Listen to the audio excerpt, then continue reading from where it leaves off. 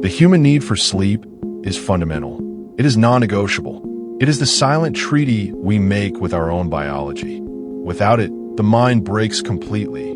The body collapses into ruin. Sleep is the crucial reset button we must press every single night.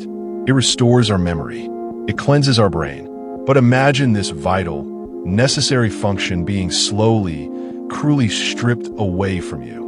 Imagine being fully conscious as your mind begins its slow disintegration. Imagine a terrifying clock ticking down to zero. That is the true horror of fatal familial insomnia. The year was 1979. In a quiet, affluent Venetian town, a wealthy, prominent Italian man began to change. His name was Silvano. He was 53 years old. He was known throughout his community for his warmth, for his vibrant vitality. He was a successful hotelier. His life was structured, predictable. Then the private nightmare started. Not the sleeping kind of nightmare, but the cold, hard waking kind. It began subtly, almost innocently. Mild, sporadic insomnia. A night here or there when he simply could not drift off. Silvano initially dismissed it. He blamed stress from his work. He blamed too much late-night coffee. He thought it was a temporary inconvenience. But the sleepless nights grew in frequency. Soon, he was sleeping only 4 hours in a 24-hour cycle. Then 3. Then 2. He felt a constant, overwhelming sense of fatigue. But his body stubbornly refused to rest. His brain would not power down. His eyes remained wide open. As the months accumulated, the insomnia became absolute. Silvano could no longer find sleep at all. His body was screaming for rest. His mind was frantic with exhaustion. Yet, every single time he lay down in his luxurious bed, his eyes would snap open instantly. He would stare into the deep darkness, hour after agonizing hour, night after night after night. The initial physical symptoms were terrifyingly specific. He suffered severe bouts of profuse sweating. His pupils became permanently contracted to pinpoint size. He experienced rapid weight loss. He also began suffering from sexual dysfunction. These were not the symptoms of typical stress. They were signs of autonomic nervous system failure. The doctors he consulted were utterly baffled. They tried to treat him for common, stress-induced insomnia. They prescribed powerful sleeping pills and sedatives.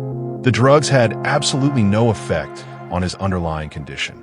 They only left him feeling groggy and mentally cloudy. But he was still terrifyingly awake. The descent into true illness was rapid and incredibly cruel. As the loss of sleep became total and chronic, Silvano's behavior spiraled into chaos. He began suffering from profound, short-term memory loss. He could not recall simple conversations from minutes before. He started to hallucinate vividly. He saw colors that did not exist. He saw imaginary people standing in the corners of his room. He saw phantom lights. His gait became dramatically unsteady. He looked frail. He looked permanently haunted. His family watched in impotent horror as their loving father and husband disappeared completely behind a relentless, permanent wall of wakefulness. He was finally admitted to a specialized neurological hospital. Doctors observed him continuously around the clock. They tried every known hypnotic and sedative drug in their arsenal.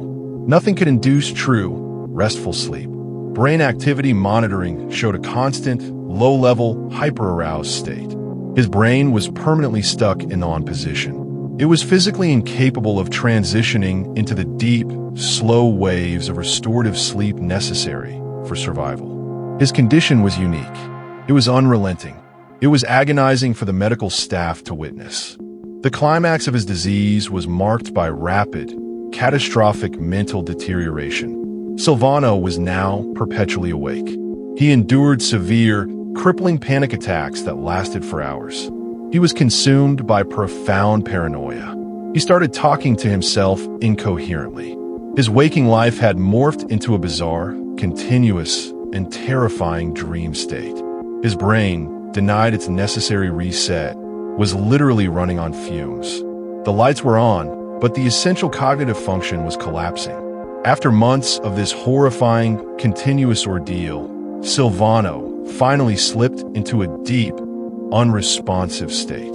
It was a coma, but it was not a normal, restful coma. It was a state of continuous, active mental confusion. A horrifying, vegetative twilight world between life and death. He finally died in 1983. It was determined he had not achieved true, restorative sleep for over 250 consecutive days. The medical cause of death was officially listed as neurological collapse. But the real, terrifying killer was far more complex. The family felt a dark sense of recognition. They insisted on a thorough autopsy. They knew something deeper was wrong. They knew this was not random. Silvano's uncle had died years earlier with frighteningly similar, bizarre symptoms. Persistent sleeplessness, unexplained mental decline. Furthermore, Silvano's own sister was already exhibiting the terrifying early signs of insomnia and autonomic failure. There was a clear, devastating pattern here. A terrible genetic echo running through the family line.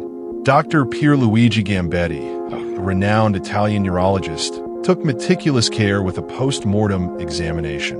He examined Silvano's brain tissue slice by slice. What he ultimately found was shocking and unlike anything they had seen before. It was not a viral infection. It was not a cancerous tumor. It was a complete and utter spongiform destruction. Huge areas of his brain looked literally like a sponge, full of thousands of microscopic, water-filled holes. Crucially, the destruction was not generalized. It was highly localized to one critical area, the thalamus. The thalamus sits deep within the brain. It acts as the brain's main switchboard. It controls sensory input. It regulates emotion. And most importantly, it is the master clock for all sleep cycles. Dr. Gambetti immediately realized they were looking at a prion disease. Prion are a class of agents unlike any other. They are not living organisms. They are not bacteria. They're not viruses. They're simply misfolded proteins. Every human body has normal proteins. But when one of these normal proteins misfolds, it becomes a rogue agent, a pathogenic zombie protein. This misfolded prion then acts as a template. It forces other normal, healthy proteins nearby to also misfold into the same deadly shape. This creates a chain reaction, a cascade of continuous cellular destruction. It is terrifyingly an epidemic of bad protein folding. The disease was officially named Fatal Familial Insomnia, FFI. It was fatal. It was familial, meaning it ran genetically through the family tree. And its central, cruel symptom was the complete loss of insomnia. The genetic investigation provided the final piece of the horrifying puzzle. They found a specific, catastrophic mutation in the PRNP gene. This gene is responsible for coding the prion protein. The mutation meant the resulting protein was highly unstable. It was highly likely to misfold spontaneously. It was a biological ticking time bomb coded into their very DNA. The profound medical mystery of FFI is its laser-like specificity.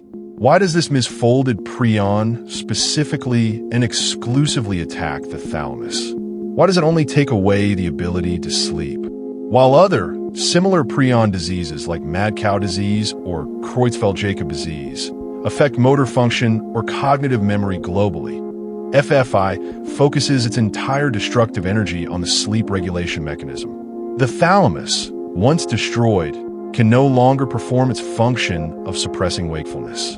The victim's brain is literally burned out by its own inability to shut down. They do not die from physical exhaustion. They die from catastrophic neurological exhaustion. The family's history became a devastating public medical chart. Silvano was tragically one of over 40 known victims in this family lineage alone. It was an inherited curse, passed down through generations. Each child born to an affected parent has a crushing 50% chance of inheriting the PRNP gene mutation. They live their entire lives knowing that a switch could flip at any moment. They live knowing that their body could start manufacturing its own slow, inevitable poison. Today, there's still no cure for FFI. Once the subtle symptoms begin, the excessive sweating, the small pupils, the initial insomnia, the outcome is brutally inevitable. The cruel process typically lasts from 7 months to 3 years. Doctors have tried every desperate measure imaginable. Powerful sedatives, hypnotics, even chemically induced comas. Nothing can make the thalamus tissue function again. The problem is not pharmacological. It is brutally structural. You cannot medicate away a sponge-like hole in the brain. The critical tissue is physically destroyed and gone. The tragedy of the family that cannot sleep continues in silence across the globe. They live with this profound knowledge, with the constant, lurking dread of the first truly sleepless night. The first moment of mild, unexplained sweating. The first subtle tremor in the hand. Because they know those are not just symptoms of stress. They are the final, terrifying warnings. The story of FFI is a unique horror that surpasses traditional true crime stories. It is a biological assassination carried out over months. The killer is not a person with a weapon. It is a single, misfolded protein acting as a rogue template. It reveals the profound, almost unimaginable fragility of the human brain. The simple, necessary act of sleeping is a complex neurological symphony. If one crucial, central instrument, the thalamus, is destroyed, the music stops. All that remains is the cold, horrifying silence of perpetual, fatal wakefulness.